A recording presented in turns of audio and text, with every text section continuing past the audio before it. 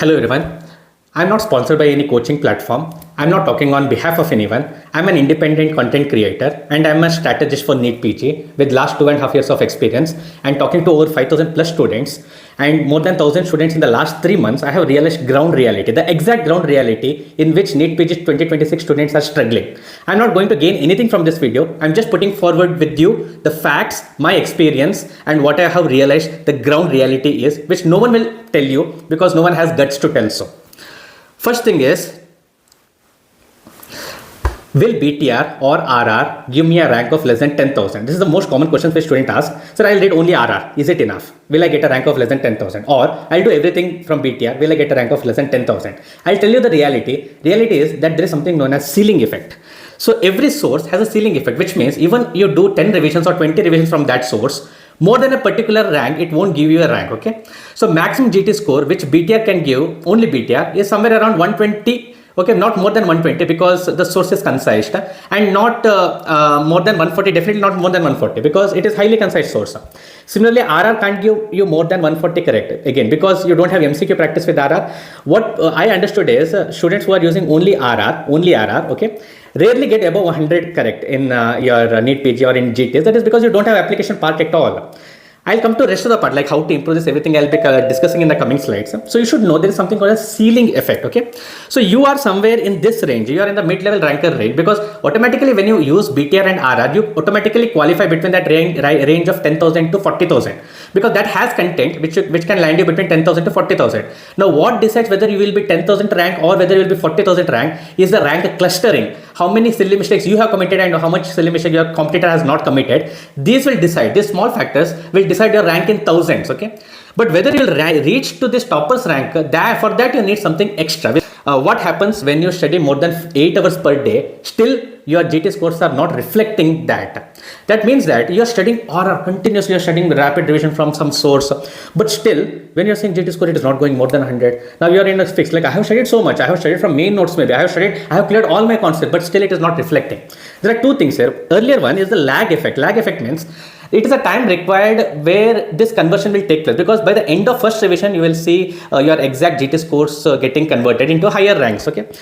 And there is second concept that is known as this inert knowledge gap. So what is this inert knowledge gap? That means that your knowledge, whatever you're studying, is not getting into application part. For application part, you need to solve MCQs and you need to revise content repeatedly. What many times happens is when you give repeated GTs, that is when you realize where your exact position is. It's like a location tracker, like where exactly you are on this graph. But what students will do, they'll not give GTs, so they'll not know exactly what, and this inert knowledge gap will accumulate. When this inert knowledge gap accumulates, it's basically like a dead space where there is information, you're feeding information into your brain, but that is not getting converted into your MCQs. So how to come out of this, I'll be discussing in the further slides. Third important thing which I want to discuss and which students ask me is, why is only BTR not enough? Like, is BTR only enough or why is it not enough? The most important question is, what has BTR done to the current scenario? I'll say when BTR started, those people who are using BTR actually had an upper hand, because BTR is a revolutionary product. No one actually had come up with such a source for all 19 subjects with such high yield information. But what has happened today? Today I'll tell you, each and every student, I'm not telling every alternate or every third person, each and every student asks me one question that, so should I start revising BTR? Because my other person, my other friend or the other, my study group whom I'm studying with, their GT scores are improving with BTR. That is what I said to you. That is the ceiling effect. It will increase quickly because BTR has very good revisability property. But the problem is, what about the ceiling effect? They are not saying what happens at the end of 6 months. They are saying what happens currently. And then they'll say like, sir, I also want to switch to BTR because their ranks are improving, but my rank is not improving. So I'd say you, if your target is like within 10,000 to 30,000, yes, you go ahead. It's an excellent source. You can revise it multiple times. You can add extra things. Yes, you can. And if you're smart enough and your concepts are good enough, still you can use it as a last minute preparation. But what about those people who are just dependent on it to get a rank of less than 10,000? I'll straightforward tell you that not only me, even the creators of BTR will tell this, it's not possible to get. They'll not openly admit it because it will definitely harm their business.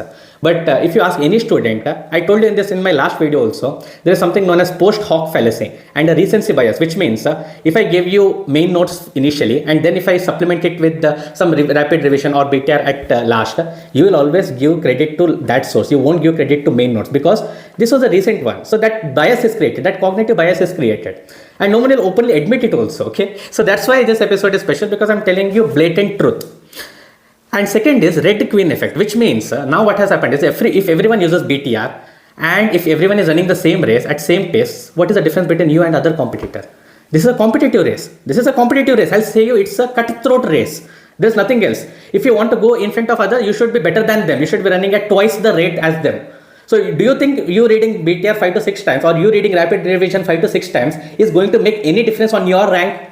If the other person is doing the same, it makes zero difference. So you should have something extra. And what is that extra? I'll tell you in the upcoming slides. Next important question is, sir, I have a job in my hand or I am an intern. I am working as an intern till few days, maybe till June I am planning to study and then I am planning to quit my job and then I'll study properly. So is this beneficial? I'll say you, NEET PG doesn't make any difference. It doesn't differentiate if you are in financial crisis, if you are an intern, if you are having a job at hand, if you are not able to dedicate 10 hours, if you have any mental health issue, if you have a physical disability, NEET PG will not differentiate. It's an exam. It's a pure cutthroat rat race. That's it. It will not differentiate whether you are putting efforts or the other person is putting efforts. It will just see how much effort is coming into picture. So there is an important formula in ergonomics. What is ergonomics? I was reading about ergonomics. So ergonomics is basically the study of your efficiency and your study, how you can increase your study productivity. There's an important formula in this where output score is defined as a function of these 4 parameters. So T is time, EF is energy, efficiency, with what efficiency you are studying. RD is resource, what resource you are using, and CD is competitor differentiation. What it is in depth, I'll be discussing in the upcoming slides. So basically what has happened is those who have 10 to 12 hours per day, those are not working, they already have this advantage of time. Remember, when someone is studying for 10 hours per day and you're studying for 5 hours per day, remember, they are already 2 times ahead than you. Second is, if someone is using a concise resource which can give them high yield preparation revision at last, let's say someone is using BTR for their final revision and you're still using some bigger source for a final revision which you can't revise, which means during revision, if your efficiency is not good and the other person's efficiency is good because of revisability, then this person is at advantage. Third is resource. Fourth is competitive differentiation. I'll come to this later in the part of the video.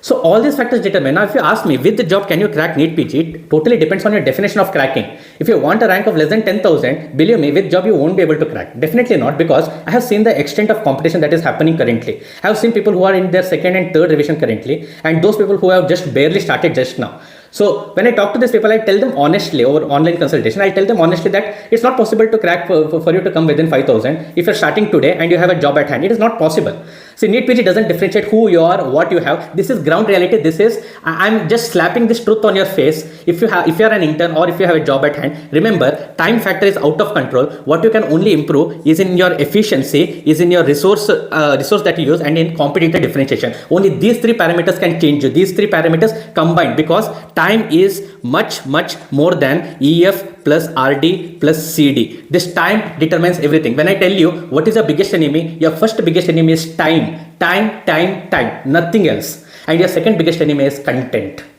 So remember, these 2 are enemies, but time is a much bigger enemy than content. So if you are in a job today and if you can actually leave the job and you are aiming for a very good rank, leave your job right now. And start preparing for NEET PG, because if you don't follow this, you will be too late. If you are in a situation where you can't actually leave job and still you are like maybe you are in financial crisis, or there are some n number of reasons why you can't leave, then you need to focus on these 3 parameters which can improve. I'll tell you in the upcoming part of the discussion. Next is, sir, I am targeting for a rank of less than 10,000. So if I get 115 JT, is that enough? I would say 3 years ago it was enough. But what is the current situation? There is something known as score inflation. Now this score inflation happens because of 2 things. First thing is, there are better resources available in the market. So whoever has smart preparation has an upper hand in preparation in resources, they will get advantage of this. Second is, number of candidates are increasing.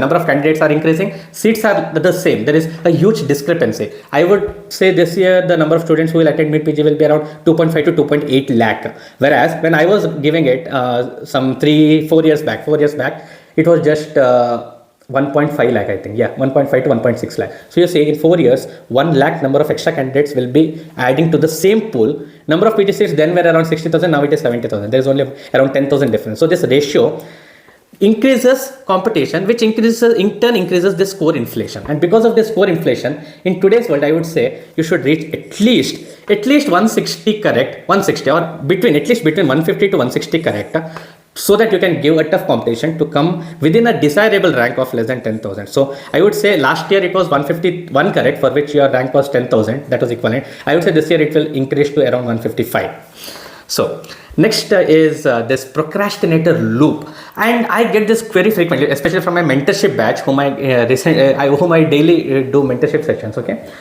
so this see this cycle. Okay, I think most of you can relate to this. First is you will make an all or none timetable, which means you either finish 100% of your goal or you don't. Like even if you finish 80%, what will happen is you will be like, I didn't finish this fully. So what will happen? My full day is ruined. You might have finished 80%, but still you're thinking, oh my God, still 20% is remaining. This much backlogs is remaining.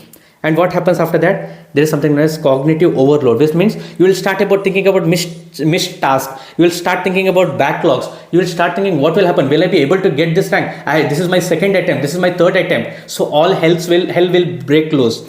Next, what you will do? You will develop a coping mechanism. And what is this coping mechanism? You will avoid studying. Why? Because psychologically you are keeping the stress away. Okay, this is an evolutionary aspect. Whatever is giving you stress, you will try to move it away. You will keep it away. You will throw it away. So what you will do? You will avoid studying, because it will trigger this. It will trigger this guilt. It will trigger this stress. And as a result of that, what happens? As a result of this, you won't be able to do whatever task is pending also. This is known as perfectionism triggered self-regulation collapse. Okay. So everything, what is the root cause of all this? Perfectionism. How to deal with this, I'll be telling in the upcoming slides. Next, I got to know from some students that you are using spaced repetition. I still don't understand why you are using spaced repetition for NEET PG. Tell me frankly, why are you using spaced repetition for NEET PG when there are 19 subjects? I'll tell you when spaced repetition works. Spaced repetition is a scientifically proven method, but yes, there are some exceptions to this. I don't know who promotes spaced repetition. I don't at all promote, because for NEET PG, it is scientifically invalid only. It is a biggest fallacy if someone tells you that follow spaced repetition.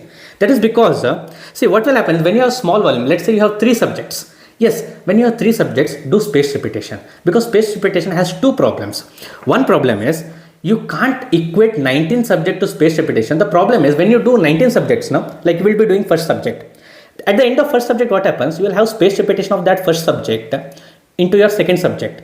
So what happens? The duration you give for second subject actually decreases.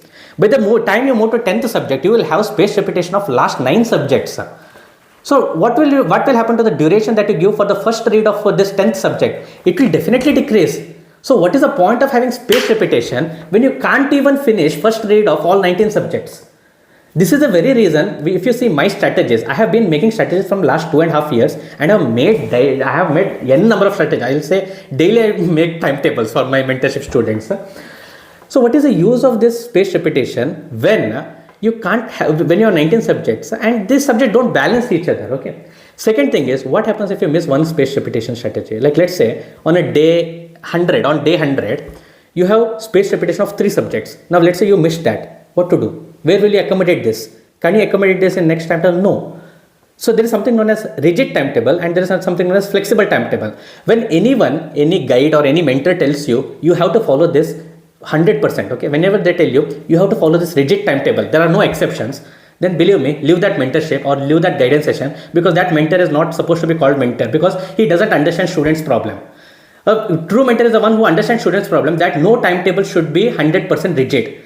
There shouldn't be spaced repetition in any of the timetables, because spaced repetition, what will happen is you have 19 subjects. Second is the person who makes this schedule like this spaced repetition has to put in so much effort into making it. Third is, if you do have backlogs in that, you can't actually manage those. Fourth is, there are many combinations and permutations and combinations that can happen with spaced repetition. Fifth is, there is logistical burden, and you are shifting basically from a study timetable to a skill timetable. You will become a very good timetable maker, but you will never be able to finish all 19 subjects with good amount of revision. So spaced repetition is a strict no. If you are following it today, please forget it. Forget it. I don't know why Marrow revision planner, which was released, had given spaced repetition. There is no point in that. When I was seeing through that Marrow revision schedule, I actually commented on that also. I don't know if they have made any changes to that. It was like of no use. There is no use of spaced repetition in preparation for NEET PG.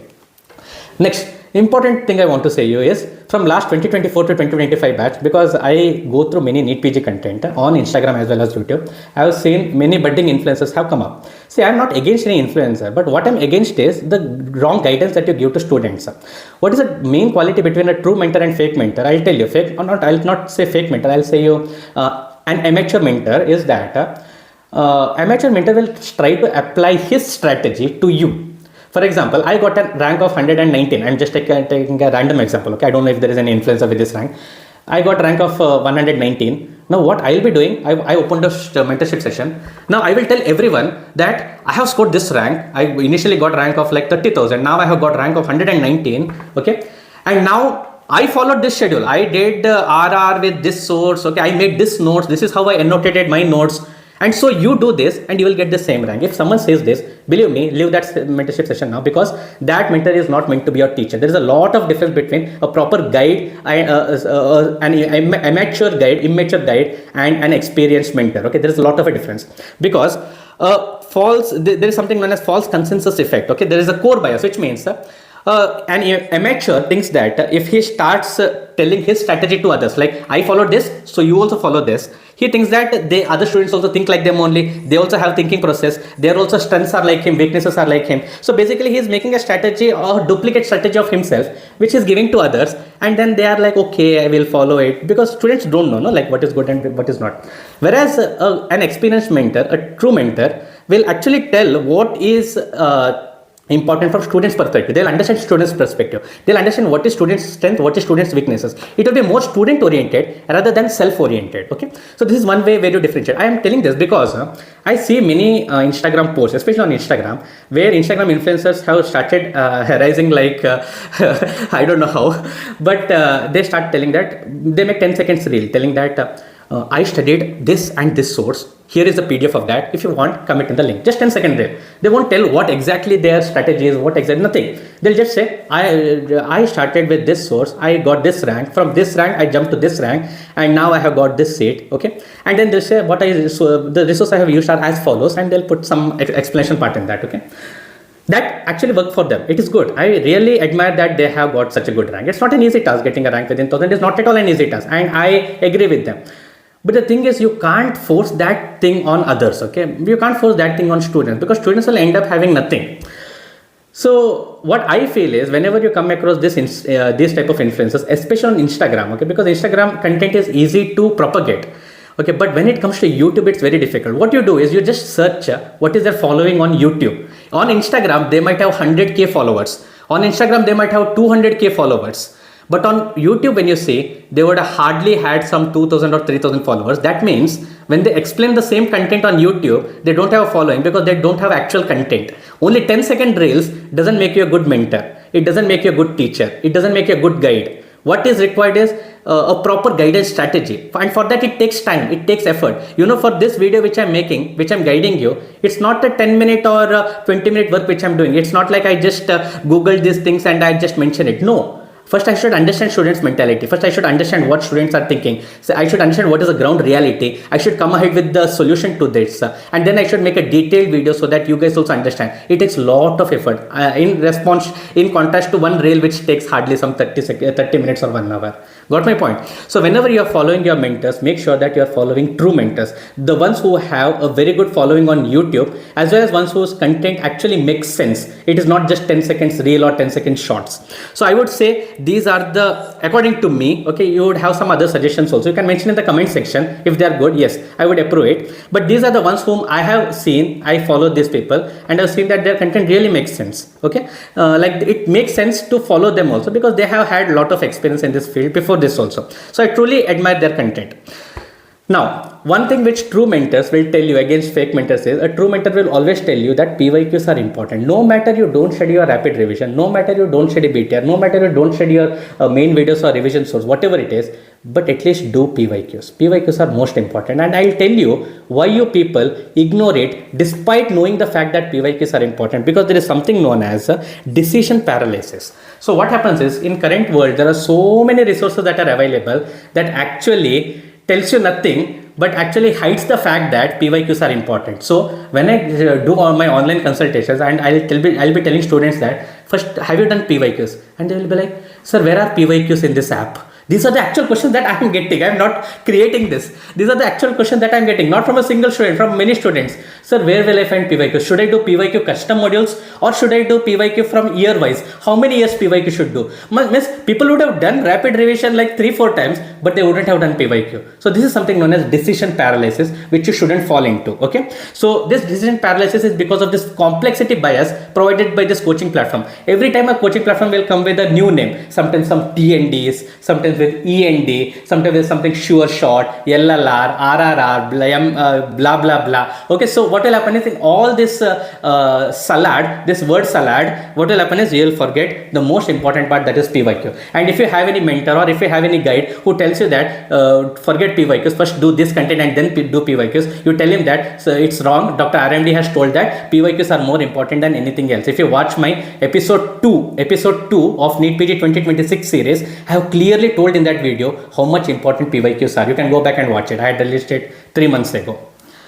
So I have discussed all this problem. This is what ground reality is. See, there is no point of my video if I hadn't come across this problems in the current world. The problem is, students are there are resources, there is competition, but the problem is nothing is organized in one manner. And the problem is, everyone is affiliated to one or the other platforms. Like you see, there are very good mentors earlier who have, who once they are affiliated to some platforms, no, they can't make unbiased content. Okay, that goes against terms and conditions. And there are some who get sold out to some other companies, to some other brands, sponsors and all. If you see my history, you would not see any sponsored some content from me. Okay, whatever I do unbiased. I do give my straight opinion. I give whatever is right for students. Even when students ask me, sir, should I join your personalized mentorship? Like if I feel that they are disciplined, they have content enough, or if I feel that the current batch is not aligning with their schedule, I'll tell them straightforward, don't join now, because it is not going to be of any use. So you join once we finish one batch, then when we come to revision you can join. So I tell my straight opinion. If you can actually see my reviews on my online consultation also. So that is how it is. Okay, so I don't think there are many people left who give straightforward guidance from NEET PG aspect. That's why that is my actual goal. My goal is to be impartial, to give you ground reality, exactly what it is. And if you are my guest on my online consultation calls, you are more than welcome. You will realize exactly how I give my guidance. Okay, and it's not like I just do my consultation for 15 minutes and all. I take some extra time to make sure that you follow it. And I also tell you to connect me later on, and so that you don't have to go through the same process again. Okay, so I'm not praising myself, but I'm telling this to others also, that you should also try to be a good mentor like this. Okay, it's not like you just post some content like how you have cracked NEET PG and then you just poured on your strategy, because that is not going to be beneficial for any student. It will create more confusion. What I have noticed is, among mentors, okay, this is my personal opinion, that I have seen many toppers, especially who have got less than 1000 ranks, they make YouTube videos one before the start of residency. Okay, between that period will be there, no, during counseling, that time they'll make YouTube videos, or they'll make Instagram reels, and then they'll leave it there itself. I have seen very good people like who have got less than 100 ranks also. Their strategies are actually good. They know things, but as soon as residency start, they'll leave everything. You believe me? I had started this my channel, everything mentorship during residency. I didn't start before residency. You will not find any of my video where I tell that yes, I prepared this much and I got this much rank. I have never boasted about my rank. I never talked about my strategy. What I talked is what I got to know from students, no, and based on the statistics available, based on PYQs. That is what I have talked about all along so far. I have never talked about how things work for me and how it should have worked for you. I always talk about what is best for you and what is best alternative step. Okay. So I urge all the toppers, okay, who recently passed out from this, who got a good rank from 2025, who have made already videos or are planning to make, just start with your content and stay consistent. Staying consistent is more important. You might have uploaded 2 or 3 videos telling that how I jumped from 3000 rank to 100 rank, or maybe from 30,000 rank, or maybe from 1 lakh rank to 2000 rank. Very good. Very good. Your strategies are excellent. They are useful to students, but don't stop making such content, because once you stop, once you stop talking to students, once you stop understanding what ground reality is, you will lose the touch. And once you lose touch, your strategies won't have any meaning. The reason why I'm able to compile such a very good, beautiful presentation is because I'm still in touch with ground reality. Even today, even having 40,000 subscribers, I'm still talking to 7 to 8 people on a daily basis, which means on a monthly basis, I'm talking to around 200 to 300 students on a monthly basis. So that means you get to know, right, how much my bond is with the students. That is why I want to stay touched with ground reality and not stay far away. So that is how I urge others also, because we have less number of NEET PG mentors who can actually guide students properly. I feel there is a lack of true guidance. There is a lack of real guidance which students deserve. There are a lot of students who are in pain, who are having a lot of challenges, and I know not everyone can give proper guidance. So that's why my sincere request is those new YouTubers or those new med influencers who have started your journey as a NEET PG mentor, maybe on Instagram or YouTube. I would suggest YouTube better. It's better. So keep posting content, keep making good content, stay in touch with students, stay in touch with reality, stay in touch with ground reality. Only then you can make good content. Only then you can actually guide students. Okay. So many times I feel that my mentorship sessions are not enough, because I'm a single person. I can't handle more. Even my mentorship batch is already full, and like there are many people coming into it which I don't want also, because my quality of guidance will actually decrease. So I want new people to come up, share the burden, and so that we can actually go in a positive direction towards a better future. We can train good number of students, and believe me, once students actually take this benefit, now once they understand that problem, that where they had gone wrong, and a guide, a mentor had made them to come in the right track, now they will be very thankful to you.